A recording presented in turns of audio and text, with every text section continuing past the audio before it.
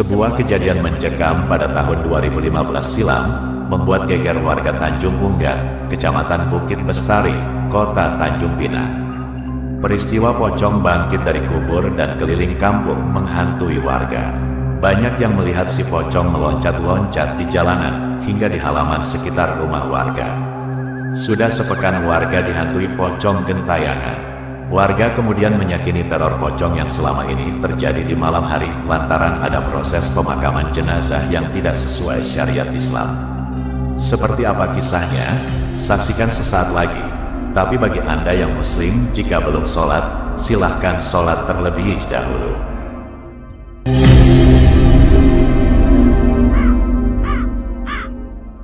Assalamualaikum warahmatullahi wabarakatuh. Sebelum lanjut kisahnya, saya ucapkan terima kasih banyak kepada Anda yang sudah subscribe atau mengikuti akun ini. Semoga Allah membalas kebaikan Anda. Wahai pendengar misteri, semoga Anda sehat selalu, dan bagi yang berjuang menafkahi keluarga, semoga Allah perbanyak rezekinya. Amin. Mari kita bahas kisahnya.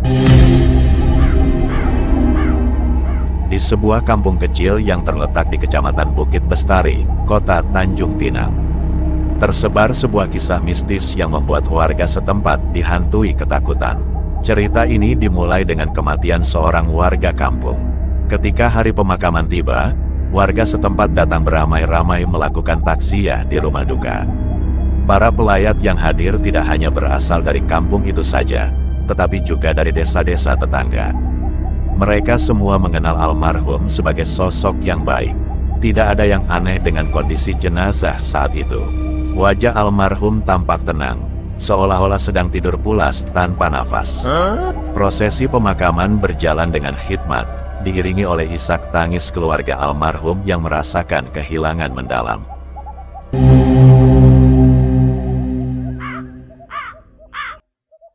Malam harinya, kampung mulai merasakan sesuatu yang aneh.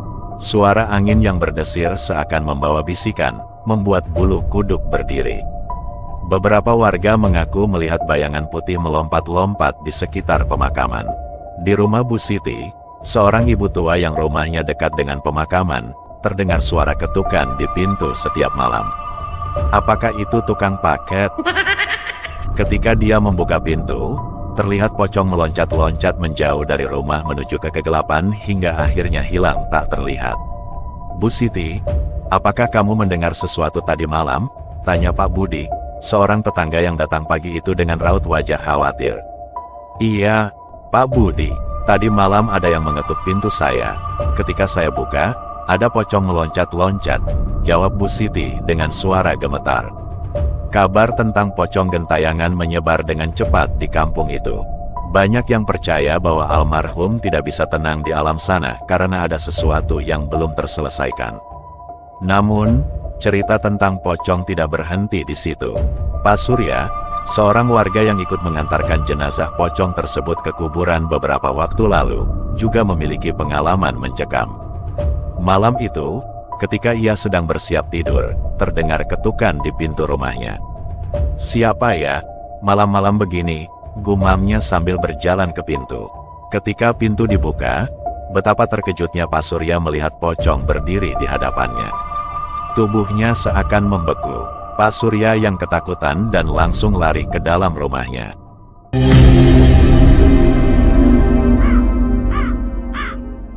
Kisah tentang pocong yang gentayangan setiap malam menjadi pembicaraan hangat di antara warga. Menurut berbagai informasi yang dihimpun, sosok pocong tersebut sering terlihat berkeliling kampung saat malam tiba. Suasana yang biasanya tenang berubah mencekam ketika sang pocong muncul. Suatu malam, di warung makan yang biasanya ramai dengan obrolan dan gelak tawa, tiba-tiba terjadi kepanikan luar biasa. Pada saat itu, Pak Slamet, sang pemilik warung, sedang melayani pelanggan yang sibuk menikmati makan malam mereka. Tiba-tiba, seorang anak muda berteriak, "Pocong! Pocong!"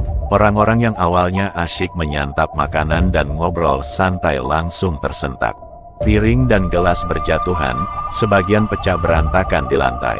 Pak Slamet, yang biasanya tenang, ikut terkejut dan melihat ke arah yang ditunjuk.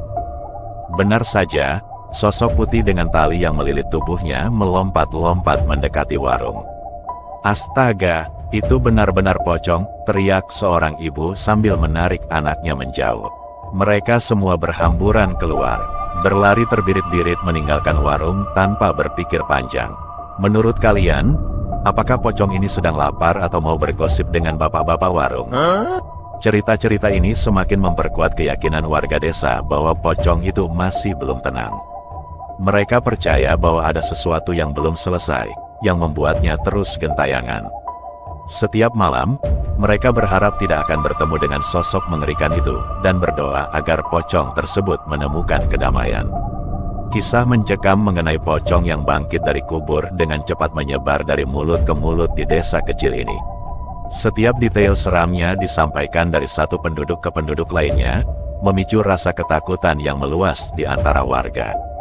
Akibatnya, suasana desa berubah drastis saat malam tiba, hampir mirip dengan kampung-kampung mati dalam cerita horor. Begitu azan maghrib bergema, suasana menjadi semakin hening karena hampir tidak ada lagi yang berani keluar rumah, terlebih lagi melewati area pemakaman yang menjadi pusat kegaduhan tersebut. Kondisi ini membuat desa menjadi terasa sunyi dan lengang saat malam menyelimuti, hingga jalanan yang biasanya ramai menjadi sepi. Hal ini disebabkan oleh fakta bahwa jalur utama yang menghubungkan desa dengan kampung-kampung sekitarnya hanya satu, yang mana jalur tersebut melintasi pemakaman dan membaginya menjadi dua bagian. Satu di sisi kanan dan satu lagi di sisi kiri jalan. Dengan demikian, ketakutan dan ketidakberanian warga untuk melintasi area tersebut menghasilkan suasana yang menyeramkan dan sunyi di desa tersebut saat malam tiba. Di sudut warung kecil di tepi desa, beberapa warga berkumpul, duduk mengelilingi meja kayu tua. "Kalian dengar kabar terbaru?" tanya Pak Jono, seorang petani yang wajahnya tampak tegang. "Maksudmu soal pocong yang kabarnya bangkit dari kubur?" sahut Bu Marti, sambil meneguk teh hangatnya. "Iya, tepat sekali. Kemarin malam, Pak Marwan ketakutan bukan main. Katanya dia lihat pocong berdiri di tengah pemakaman," kata Pak Jono seraya mengatur ulang kursi kayu di bawahnya. "Ya Allah, makin tak karuan saja ini desa," seru Mbah Suro, seorang tua yang sudah berusia lanjut. "Mulai sekarang, lebih baik kita semua berhati-hati. Setelah azan maghrib berkumandang, saya tak akan keluar rumah lagi. Tapi, bagus, kamu kan harus lewat pemakaman setiap malam untuk pulang ke rumahmu," ujar Bu Marti. Menatap penuh kekhawatiran ke arah seorang pemuda yang duduk di sampingnya. Bagus mengangguk pelan. "Ya, Bu, saya tahu. Tapi apa daya, jalan ke rumah saya hanya satu, lewat pemakaman itu sendiri. Semoga saja saya tidak bertemu dengan apapun di sana."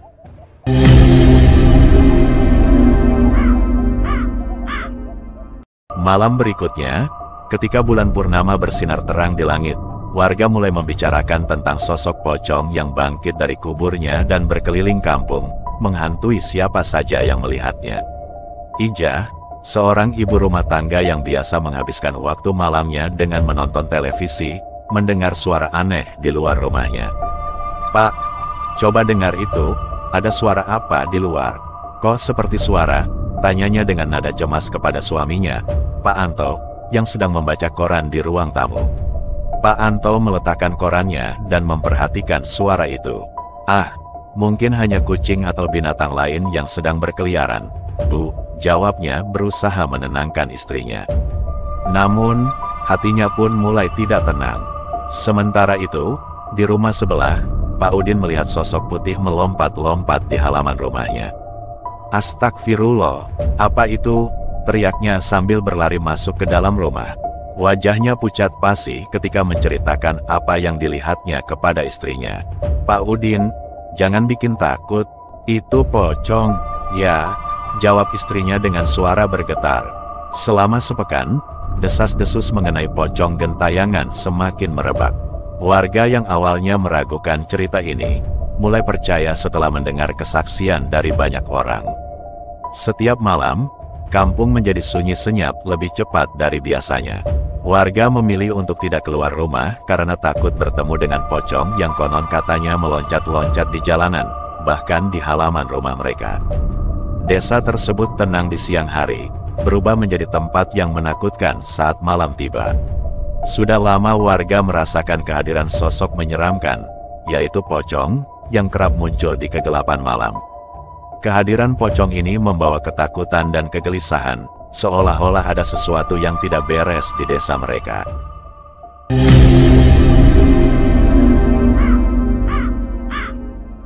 Warga di daerah tersebut percaya bahwa serangkaian kejadian misterius yang terjadi di malam hari yaitu teror pocong. Mereka meyakini bahwa penyebab utama dari kejadian ini adalah proses pemakaman yang tidak dilakukan sesuai dengan tata cara yang ditetapkan dalam syariat Islam. Sebagian besar warga melihat bahwa jenazah yang dimakamkan dalam posisi terlentang dan tali pocong yang tidak terikat dengan benar adalah faktor utama yang memicu bangkitnya pocong dari kubur. Diperkirakan bahwa tindakan ini dilakukan karena permintaan dari pihak keluarga yang ingin menelantangkan jenazah dan tali kafannya juga tidak diperbolehkan dibuka. Percaya akan adanya keterkaitan antara proses pemakaman yang tidak biasa ini dengan munculnya pocong yang menghantui, warga menjadi ketakutan. Mereka menyaksikan dengan mata kepala sendiri pocong meloncat-loncat di jalan dan bahkan muncul di halaman rumah mereka. Kepercayaan kolektif ini semakin menguatkan keyakinan bahwa gangguan yang mereka alami adalah hasil dari proses pemakaman yang tidak sesuai dengan syariat agama Islam. Seiring dengan meningkatnya ketakutan dan kecemasan di antara warga, fenomena teror pocong menjadi sebuah cerita urban yang menakutkan dan menyebabkan kekhawatiran warga setempat.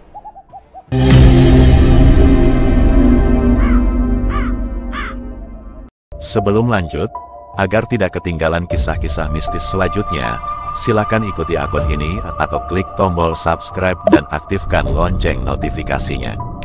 Suatu malam, di warung kopi Pak Budi, beberapa warga berkumpul dan berbincang tentang teror pocong yang mereka alami. Pak Budi, dengan nada serius, memulai pembicaraan. "Pak Budi, apa benar yang dibilang orang-orang itu? Bahwa pocong ini karena ada yang salah saat pemakaman?" tanya Bu Rini dengan cemas, sambil menggenggam erat gelas kopinya. Pak Budi mengangguk pelan. "Iya, Bu. Begitulah yang saya dengar. Katanya, ada pemakaman yang tidak dilakukan sesuai dengan syariat Islam. Jenazah tidak diposisikan terlentang, dan tali pocongnya tidak diikat dengan benar."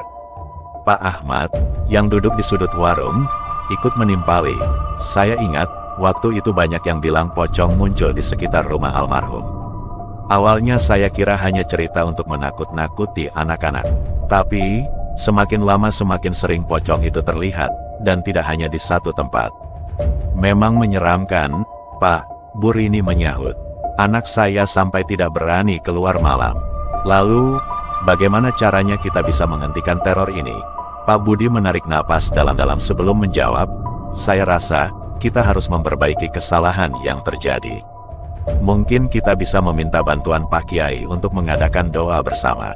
"Betul, Pak Budi," kata Pak Ahmad setuju. "Kita harus berusaha mengembalikan ketenangan di desa kita. Kalau memang ada kesalahan dalam proses pemakaman, itu harus diperbaiki. Mari kita ajak semua warga untuk berdoa dan memohon ampun kepada Tuhan." Percakapan di warung kopi itu berakhir dengan keputusan bersama untuk mengatasi teror pocong. Mereka menyadari bahwa hanya dengan melibatkan seluruh warga dan mengikuti ajaran agama, mereka bisa mengembalikan kedamaian di desa mereka. Esok harinya, Pak Budi, Pak Ahmad, dan beberapa warga lain menemui Pak Kiai. Setelah mendengarkan cerita mereka, Pak Kiai setuju untuk membantu. Bersama-sama, mereka mengadakan doa bersama. Harapannya, dengan usaha ini, roh almarhum bisa tenang, dan teror pocong pun berakhir. Dalam beberapa minggu setelah itu, keheningan malam kembali menjadi kedamaian bagi desa tersebut. Tidak ada lagi teror pocong yang mengganggu. Warga desa pun bisa tidur nyenyak, dan desa kecil itu kembali tenang seperti sedia kala. Terima kasih sudah menonton dan mendengarkan kisah nyata ini. Agar tidak ketinggalan kisah-kisah mistis nyata selanjutnya, silakan klik tombol subscribe dan aktifkan lonceng notifikasinya. Saya ucapkan terima kasih banyak kepada Anda yang sudah subscribe. Semoga Allah membalas kebaikan Anda. Amin.